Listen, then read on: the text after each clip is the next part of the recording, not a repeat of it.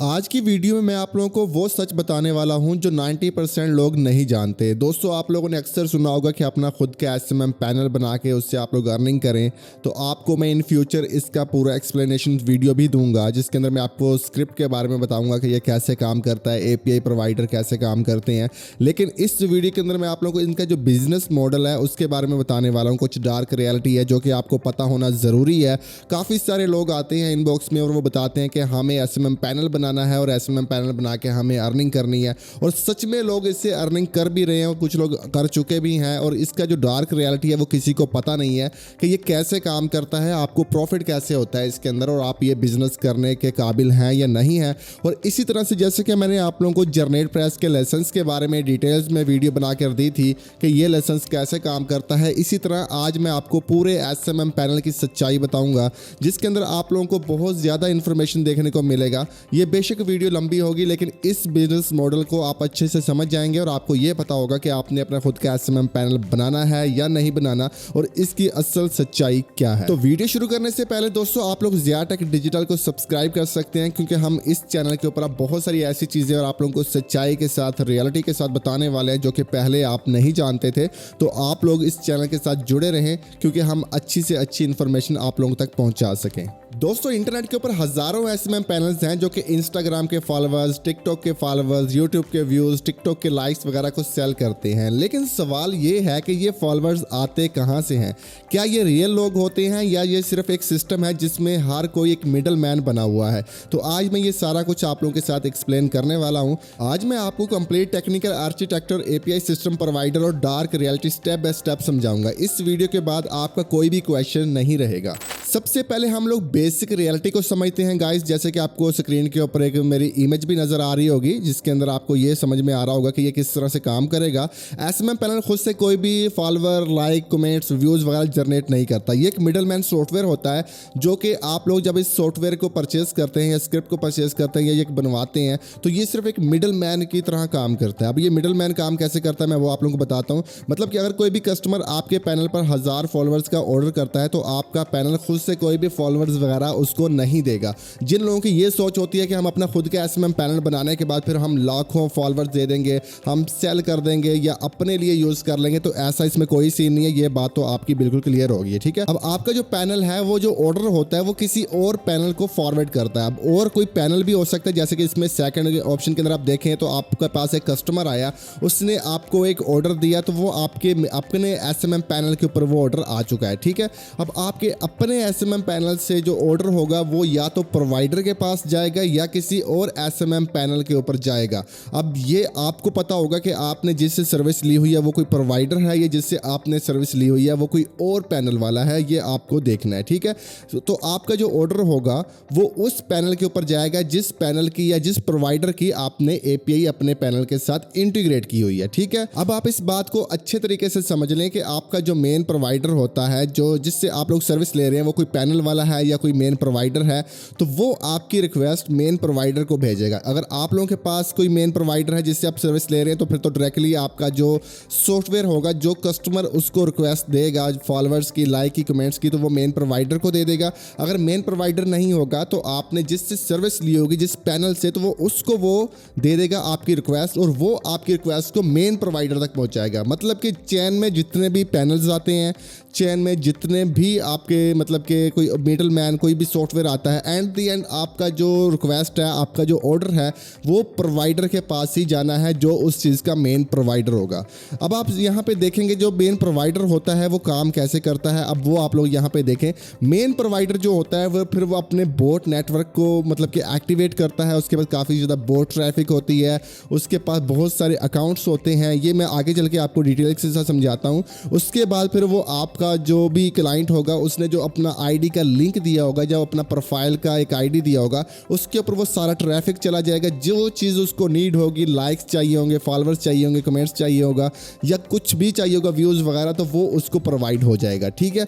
तो इस तरह से आपका जो खुद का एसएमएम पैनल है वो खुद से कुछ भी जनरेट नहीं कर रहा, वो सिर्फ एक मिडल मैन सॉफ्टवेयर की तरह काम कर रहा है। जो कि आपने इसको देखा, ये एक ऑटोमेटिक सॉफ्टवेयर होगा जो कि आपके ऑर्डर को मैन्युअली नहीं करने देगा, मतलब कि ऑटोमेटिकली उस प्रोवाइडर तक पहुंचा देगा, जो आपका प्रोवाइडर जो होगा वो सर्विस आपके क्लाइंट के जो प्रोफाइल है उस तक पहुंचा देगा और आपका जो क्लाइंट है उसको वो चीज़ मिल जाएगी जो चीज़ के लिए उसने आपको ऑर्डर दिया। तो आपको ये चीज़ समझ में आ गई। अब मैं स्टेप बाय स्टेप आगे चलता हूँ। सो अब आप लोगों को ये समझना है कि जो आप लोग API की अपने पैनल की अपने प्रोवाइडर से लेके अपने पैनल के साथ इंटीग्रेट करते हैं तो वो कैसे काम करती है, वो मैं आप लोगों को आसानी के साथ समझाने की पूरी कोशिश करता हूँ।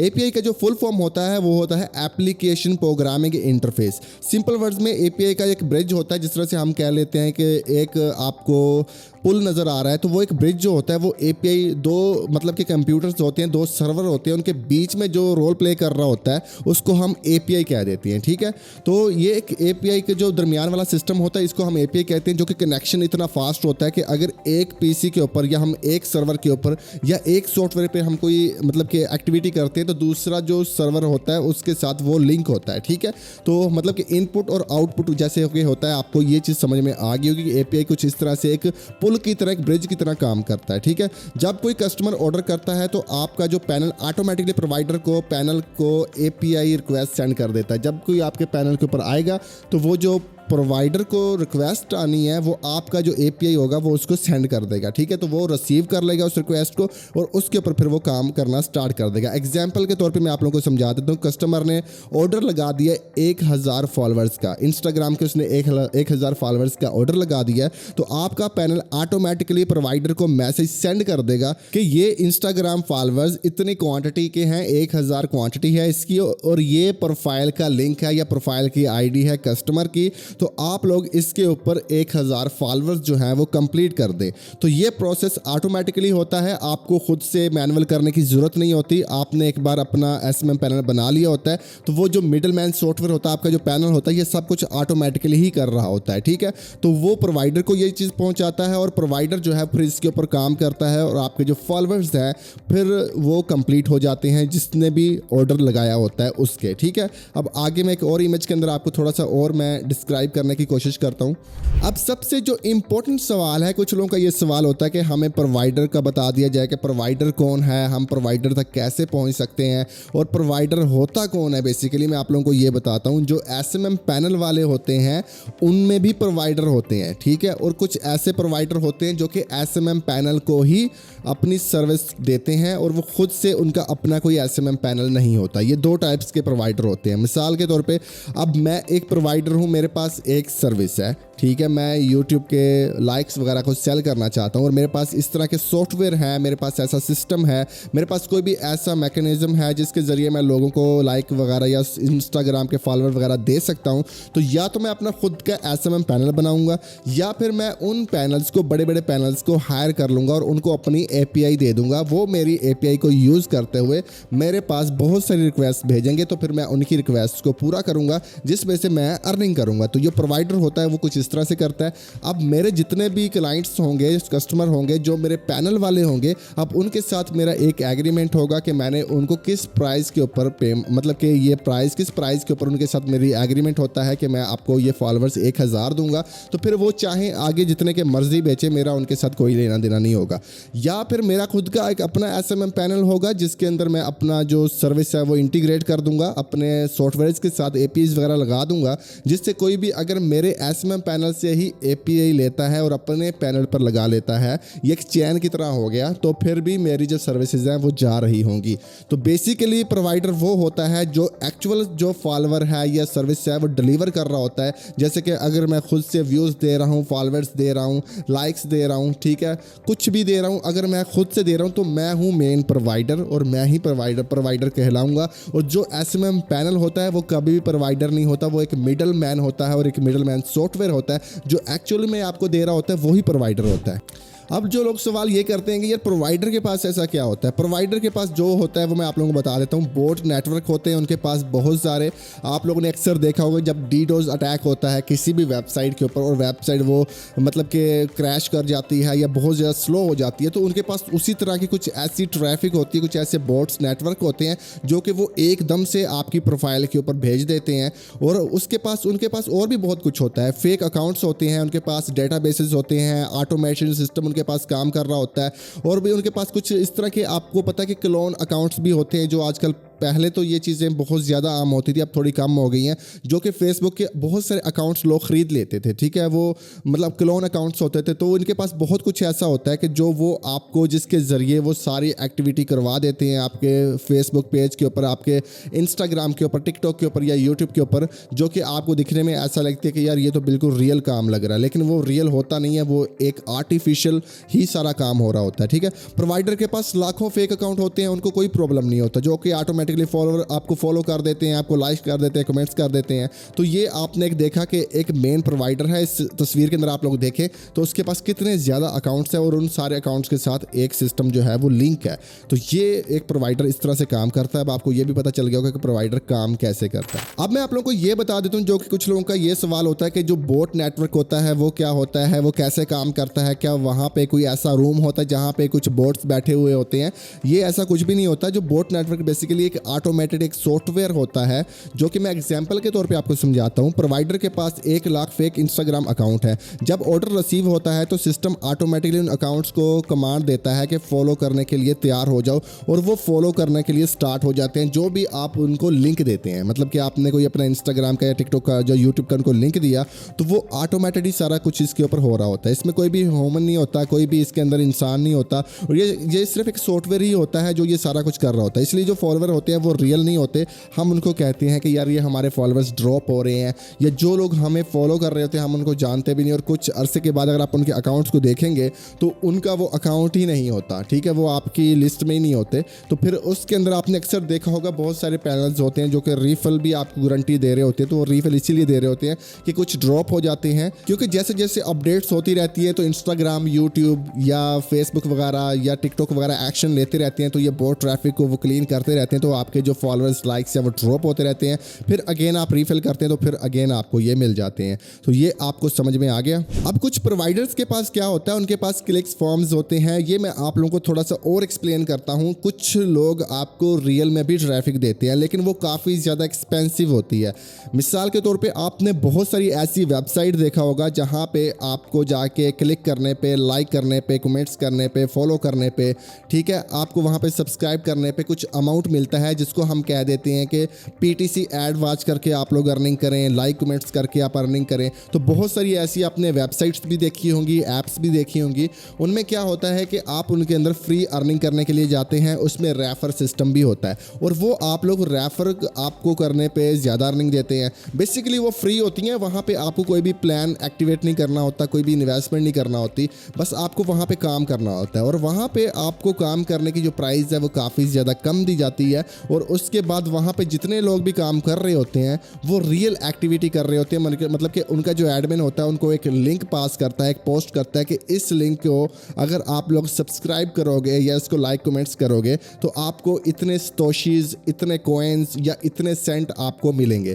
तो जितने भी लोग होते हैं उसको लाइक कमेंट्स जिस तरह से करते हैं तो उनको अर्निंग होती है। और जो मेन उसका एडमिन होता है, जो मेन प्रोवाइडर होता है, तो वो वहाँ से जो उसके पास रिक्वेस्ट जो बंदा उसको देता है फॉलोअर्स कंप्लीट करने की, वहाँ से ज़्यादा अमाउंट लेता है, और जो आप लोग होते हैं, जो लोग फ्री में वहाँ पे अर्निंग करते हैं, उनको कम देते हैं।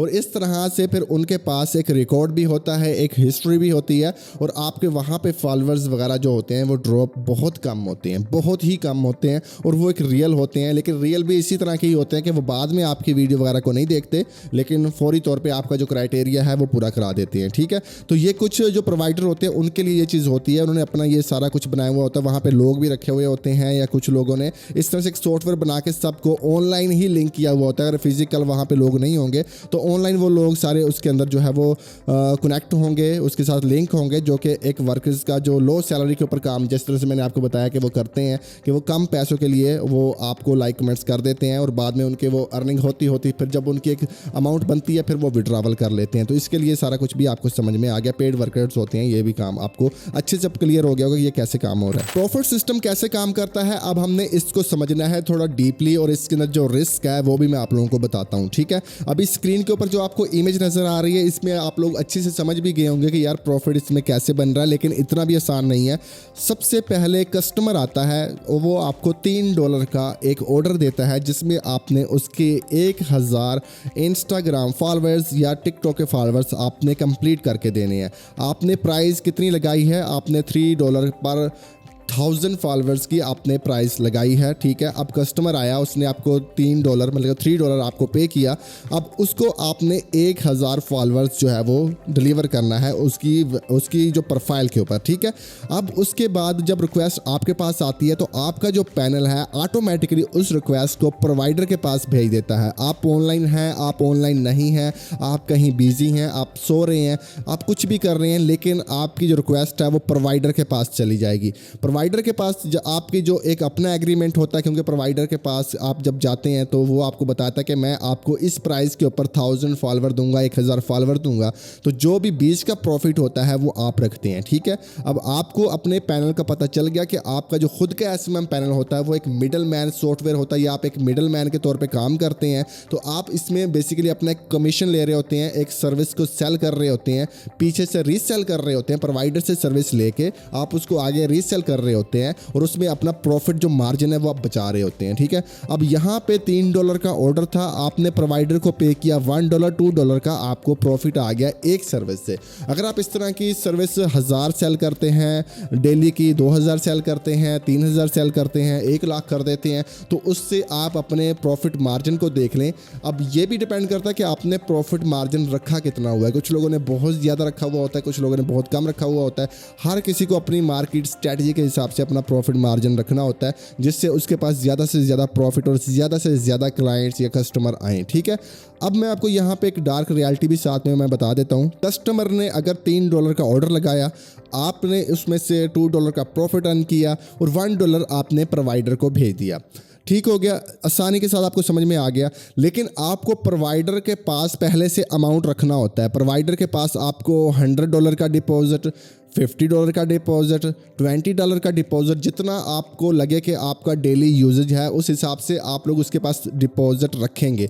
अगर कस्टमर ने $3 का ऑर्डर लगाया आपके पैनल पर और आपके पैनल ने उस रिक्वेस्ट को प्रोवाइडर के पास भेज दिया, क्योंकि प्रोवाइडर के पास आपका अमाउंट नहीं है, आपका वहाँ पे फंड मौजूद नहीं है या उतना अमाउंट नहीं है जितने का ऑर्डर आया है, तो आपका ऑर्डर कंप्लीट नहीं होगा, आपका ऑर्डर लगेगा ही नहीं, इन प्रोग्रेस में जाएगा ही नहीं, जिससे कस्टमर को ये लगेगा कि आपका जो पैनल है वो ख़राब है, आपका जो पैनल है वो काम नहीं कर रहा, उसके साथ कोई भी मतलब कि स्कैम हो गया या फ्रॉड हो गया, तो वो आपको टिकट करेगा या आपसे कांटेक्ट करने की कोशिश करेगा। तो उसका जो कस्टमर का इंप्रेशन है तो वो बहुत ही बुरा होगा आपको पैनल को देख के, और वो फर्स्ट टाइम जो है अगर वो आया है तो वो आपको यही समझेगा कि आपने स्कैम किया उसके साथ। तो ये चीज़ें होती हैं। अब दूसरी चीज़ ये है कि अगर प्रोवाइडर जो है उसका जो सर्विस है वो ख़राब हो गया है, उसका जो सर्विस है वो बार बार मतलब कि रिफ़िल करके आपको दे रहा है, वो मतलब कि ड्रॉप हो रहा है, तो उसकी ज़िम्मेदारी भी आपके ऊपर ही आयद होती है, क्योंकि कस्टमर को ये नहीं पता कि आप सर्विस कहाँ से ले रहे हो, पीछे कौन है कौन नहीं। वो सिर्फ आपके पैनल को जानता है, वो आपको जानता है, उसने पेमेंट आपको की है, तो उसका जो भी प्रॉब्लम का सोल्यूशन देना होगा वो आपको ही देना होगा, ठीक है। तो इसके अंदर अगर प्रोवाइडर ने आपको एक बार रिफ़िल दिया और आपने एक बार रिफ़िल दे दिया कस्टमर को, तो फिर कस्टमर के अगर फिर भी ड्रॉप हो गए हैं फॉलोअर्स, तो आपको अपनी जेब से देने होंगे, जो भी आपने प्रॉफिट रखा होगा उसमें से कुछ आपको फिर प्रोवाइडर को देके उसको सेटिस्फाइड करना होगा। अगर आप उसको नहीं करते तो इस बिजनेस के अंदर आप लोग फिर फेल हैं। फिर ये काम आप ना करें, क्योंकि आप अपना पैनल एक बदनाम ही करवाएंगे, इससे ज़्यादा आप कुछ नहीं कर पाएंगे, ठीक है। अब हम और आगे बढ़ते हैं। अब इसके अंदर जो सबसे बड़ी रियलिटी है वो मैं आप लोगों को ये बता देता हूँ, हम इसको क्या देते हैं, डार्क रियलिटी क्या देते हैं। तो ये है कि 90% जो है वो पैनल वाले वो रीसेलर ही होते हैं, ठीक है ना। वो आपको प्रोवाइडर का कहते हैं कि हम प्रोवाइडर हैं, बेसिकली वो रीसेलर ही होते हैं। अगर आप किसी को ये कहते हैं कि मैं प्रोवाइडर हूँ, तो उसको क्या ही पता चलेगा कि आप प्रोवाइडर हैं या नहीं है। लेकिन फिर इस तरह से ये बिजनेस तो चलता है, क्योंकि हर बिजनेस के अंदर एक डार्क रियलिटी होती है। तब तक ही वो बिजनेस चलता है जब तक उसमें कोई डार्क रियलिटी हो, नहीं तो वो बिजनेस चल नहीं पाता। अगर सब कुछ आपके सामने एक्सपोज ही हो जाए तो खैर ये तो दुनिया है, इसी तरह से चलती है। तो वो आपको ये कहते हैं हम मेन प्रोवाइडर हैं, बेसिकली वो मेन प्रोवाइडर होते नहीं है। या वो अगर वो कह रहे हो कि हम मेन प्रोवाइडर हैं तो वो आप सच भी हो सकता है और 90% तो ये झूठ ही होता है। अगर कोई उसको ये कह रहा है कि मैं मेन प्रोवाइडर हूँ, तो शायद वो भी मेन प्रोवाइडर ना हो, उसके पीछे वाला भी कोई मेन प्रोवाइडर ना हो, ये पूरी चेन ही ऐसे चल रही हो और सबसे पीछे लास्ट में कोई बैठा मेन प्रोवाइडर हो। वो 3 स्टेप में आ सकता है, 4 स्टेप में आ सकता है, 1 स्टेप पे भी आ सकता है। और जो मेन प्रोवाइडर्स होते हैं, मैं आपको ये बता दूं कि अगर वो बंद हो जाते हैं तो आपका पैनल यूजलेस हो जाएगा। आपका कोई भी सर्विस के ऊपर कंट्रोल नहीं होता, आपका सिर्फ अपने सॉफ्टवेयर के ऊपर, अपने पैनल पे कंट्रोल होता है। आपका कोई भी सर्विस के ऊपर कंट्रोल नहीं होता कि आप उसको कैंसिल कर दें, आप उसको कुछ भी करना चाहें, ब्रेक लगा दें उसकी। तो ये सब कुछ आपको प्रोवाइडर से ही करवाना पड़ता है। अगर आपका मेन प्रोवाइडर है तो फिर अच्छी बात है, फास्टली हो जाएगा। अगर आपकी चैन चल रही है तो इसमें डिले हो जाता है, और डिले में भी काफ़ी ज़्यादा प्रॉब्लम देखने को मिलती है और आपके पास इसका कोई भी कंट्रोल नहीं होता। आप देख सकते हैं एक तस्वीर के अंदर भी, आप सिर्फ एक मिडल मैन और एक ब्रिज की तरह काम कर रहे होते हैं। एक तरफ कस्टमर है, एक तरफ प्रोवाइडर है और सेंटर में आप हैं, और सेंटर में ही आपका प्रॉफिट जो मार्जिन है वो ये है। अगर मेन प्रोवाइडर बंद हुआ तो आपका पैनल भी गया। तो ये चीज़ें आपने जिसके साथ भी काम करना है, फिर ये चीज़ें बहुत ज़रूरी होती हैं। अब इसका जो फाइनल ट्रुथ है वो यही है कि भाई ये जितने भी एसएमएम पैनल की रियलिटी है, जितने भी मोस्टली एसएमएम पैनल होते हैं, ये सारे ऑटोमेशंस होते हैं, रीसेलर सिस्टम के ऊपर होते हैं। ये रियल मार्केट नहीं होती। आपको ये अगर कोई कहता है कि ये रियल फॉलोअर्स हैं तो रियल नहीं होते। कोई भी इतना फ्री नहीं होता किसी के कहने के ऊपर ये सारा कुछ कर ले। हाँ, अगर आप लोग गूगल का ऐड का यूज़ करते हैं, कोई भी टिकटॉक के ऐड का यूज़ कर सकते हैं तो वो कर लें आप, पर वो रियल होते हैं लेकिन वो बहुत ज़्यादा एक्सपेंसिव होते हैं। तो वो तो ज़ाहिर सी बात है कि आप उसको तो रीसेल करके तो आप उससे अर्निंग बिल्कुल भी नहीं कर पाएंगे, और उसका तो सिस्टम भी थोड़ा अलग होता है। तो वहाँ पे कुछ पॉलिसीज़ होती हैं, कुछ एड्स आप चला सकते हैं, कुछ नहीं चला सकते, तो ये सारा कुछ होते हैं। अब ये जो एसएमएम पैनल का पूरा बिजनेस मॉडल है वो मैंने आप लोगों को बता दिया कि ये सिर्फ एक नंबर इंक्रीज करता है, और रियल ऑडियंस और रियल एंगेजमेंट इसके अंदर कोई नहीं होती। वो एक डिफरेंट चीज़ होती है, ये एक डिफरेंट चीज़ है।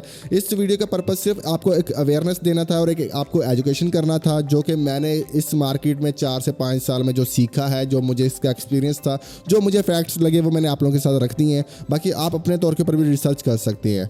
तो ये जो सिस्टम है, अब आप लोग इसको समझ गए हैं तो आप इससे अर्निंग भी कर सकते हैं। अगर आप लोग इसको नहीं समझे या आपको लगता है कि ये सिस्टम अब आपको अच्छे से समझ आ गया, पहले समझ में नहीं आया था, तो आप इससे बच भी सकते हैं, अपनी प्रोफाइल वगैरह को भी बचा सकते हैं। ठीक है, तो अब आपने एक बार लास्ट में भी देख लेना कि कस्टमर आता है, वो आपका जो एसएमएम पैनल होता है उसको पेमेंट करता है, और आपका जो एसएमएम पैनल होता है वो मेन प्रोवाइडर को पेमेंट करता है। और मेन प्रोवाइडर जो है वो उनके पास जितने भी हैक्स अकाउंट होते हैं, मतलब क्लोन अकाउंट्स होते हैं, बोट ट्रैफिक होती है, जो भी ओल्ड अकाउंट वगैरह होते हैं, तो वो सारे उनको एक्टिवेट करके आपका जो क्लाइंट होता है, जो आपका कस्टमर होता है, उसको वो सर्विस डिलीवर कर देता है और आपको इससे अपना जो प्रॉफिट है वो मिल जाता है। आई होप सो कि ये वीडियो आप लोगों को काफ़ी ज़्यादा इन्फॉर्मेटिव और हेल्पफुल लगी होगी। अगर आपको किसी और रियल टेक्निकल रियलिटी वीडियोस चाहिए तो चैनल सब्सक्राइब कर दें, और मैं आप लोगों को सच और टेक्निकल जो फैक्ट्स हैं उसके ऊपर ये जो इस तरह की वीडियोस हैं वो शेयर करता रहूँगा। हम नेक्स्ट वीडियो के अंदर देखेंगे कि हम एसएमएम पैनल जो है वो काम कैसे करता है, तो वो भी मैं आप लोगों को बताऊँगा। तो चैनल को सब्सक्राइब करना मत भूलिए। मिलते हैं दोस्तों नेक्स्ट वीडियो में, तब तक के लिए मुझे दीजिए इजाज़त और अपना रखिएगा ख्याल। अल्लाह हाफिज़।